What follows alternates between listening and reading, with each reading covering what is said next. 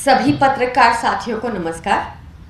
साथियों, देश में सिर्फ अरविंद केजरीवाल जी हैं इकलौते नेता जो लगातार शॉर्ट टर्म और लॉन्ग टर्म मेजर्स लेते हैं, पोल्यूशन के विरुद्ध इंप्लीमेंट करवाते हैं।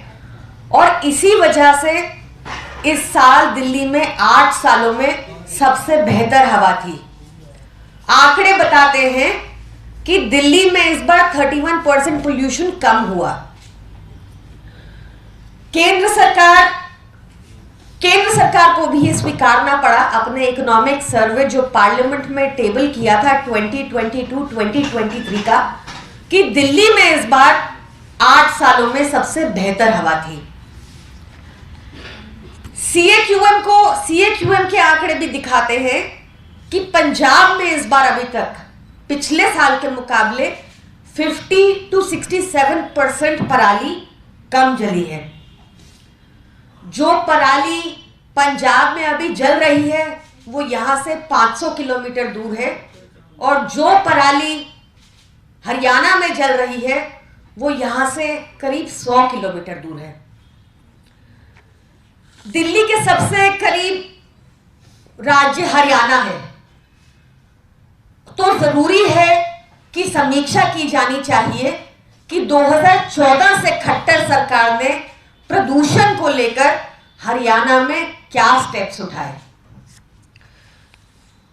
सबसे पहले तो 100 ईवी बसेस लेने का विचार कर रही है हरियाणा। ली नहीं है, विचार कर रही है।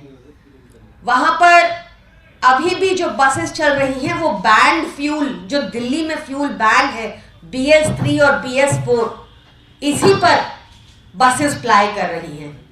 यही बसेस दिल्ली एंटर कर रही हैं, और गोपाल राय जी हमारे पर्यावरण मंत्री लगातार चिट्ठी लिखकर ये डिमांड कर रहे हैं कि as an emergency measure Haryana सरकार इन बसेस की एंट्री प्रोहिबिट करे दिल्ली में इस टाइम पर। जो इंडस्ट्रीज हरियाणा में चल रही हैं, खट्टर सरकार ने उनको कोई सहूलत नहीं दी, कोई उनके लिए व्यवस्था नहीं की कि वो क्लीन फ्यूल PNG पर स्विच कर पाए जैसा दिल्ली ने किया है। ये सारी इंडस्ट्रीज मोस्टली NCR में हैं, उसका भी प्रदूषण दिल्ली में आ रहा है। हरियाणा की सरकार 2023 में भी 24 घंटा बिजली देने में अपने नागरिकों को असमर्थ रही है। बिजली के कट इतने लंबे लंबे होते हैं हरियाणा में कि घर पर भी डीजल जनरेटर यूज होते हैं। सोचिए इंडस्ट्रीज की क्या हालत होगी जब घर में, सोसाइटीज में भी डीजल जनरेटर यूज किए जा रहे हैं। अभी भी 2014 में आई खट्टर सरकार अभी तक पराली का भी समाधान नहीं निकाल पाई।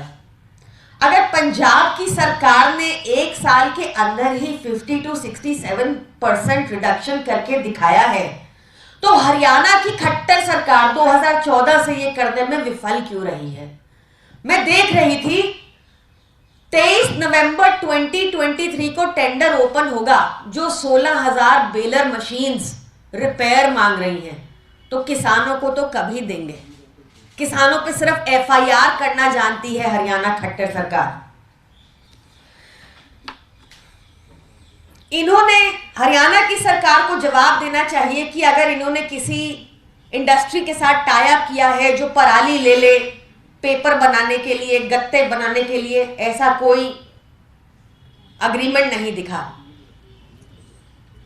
बठिंडा में हमने 9 जगह पर हमने पराली डंपिंग ग्राउंड्स बनाए हैं, जहां से किसान के खेत से पराली उठाकर वहां डंप की जाती है ताकि आगे इंडस्ट्रीज यूज कर पाए। ऐसा कोई डंपिंग ग्राउंड हरियाणा में नहीं है। कुछ आंकड़े चौंकाने वाले और सामने आए, जहां दिल्ली में ग्रीन कवर देश में वन ऑफ द हाईएस्ट है 23.6% पर, जो अरविंद केजरीवाल जी की सरकार ने अपने और दिल्ली के लोगों के सहभागी से हमने ये ग्रीन कवर एक हिस्टोरिक हाई पर लेके गए। वहीं हरियाणा में ना कोई इंडस्ट्रियलाइजेशन हो रही है और पेड़ काटे गए इतने कि आज हरियाणा में one of the lowest green cover है 3.6%। इमेजिन दिल्ली में 23.6% है, जो हमारा लक्ष्य है 2025 तक 27% करने का, ये हरियाणा में सिर्फ 3.6% है। शर्म आनी चाहिए खट्टर सरकार को कि वो किसानों के लिए कुछ नहीं कर पाई, कि वो अपने सिटीजन्स के लिए कुछ नहीं कर पाई। और क्यों सफर करें हम हर साल हरियाणा से ये धुआं जो यहां तक आता है, क्योंकि आपको पता है हरियाणा सटा हुआ राज्य है और यहाँ पे सोनीपत, पानीपत, ये सारे राज्य आसपास सटे हुए हैं, रोहतक, और इनमें से बहुत जगह पर पराली जलाई जा रही है।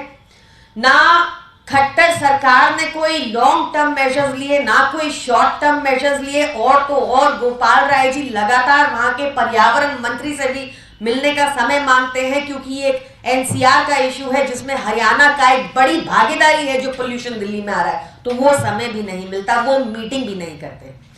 तो सवाल करे जाने चाहिए खट्टर सरकार से, क्योंकि केंद्र सरकार दिल्ली को तो नहीं देती, पंजाब को भी नहीं देती फंडिंग, पर हरियाणा को लगातार फंड मिलता है पराली कम करने का, मशीनें खरीदने का, प्रदूषण कम करने का, पर वहां की सरकार केवल रोड रिपेयर करती है और कहती है कि प्रदूषण पे काम कर रहे हैं।